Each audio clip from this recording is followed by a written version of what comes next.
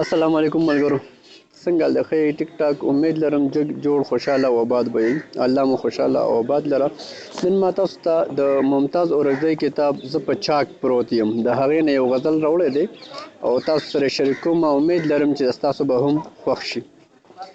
دی وایي چې د خپل ویر څادر به ځان نه راچاپېر کړم، دسمبره تا به هم دغسې تېر کړم. اوس چې تا یادوم هم خوشحاله نه یې، اوس چې تا یادوم هم خوشحاله نه یې. تا ویل که نه چې ځان به درنه هېر کړم. دا زما په لور کاته دې ولې کم کړل، خفه کېږې خو به نه که شراب ډېر کړم. وایي چې دا زما په لور کاته دې ولې کم کړل، خفه کېږې خو به نه که شراب ډېر کړم. کاش چې زه بس د هغه دپاره زه وې، کاش چې زه بس د هغه دپاره زه وې. کوټه بخته اشنایانو کې شمیر کړم. او اخري مقطع ده وایي چې نوی زخم نشته بدحال دی ممتازه، نوی زخم نشته بدحال دی ممتازه.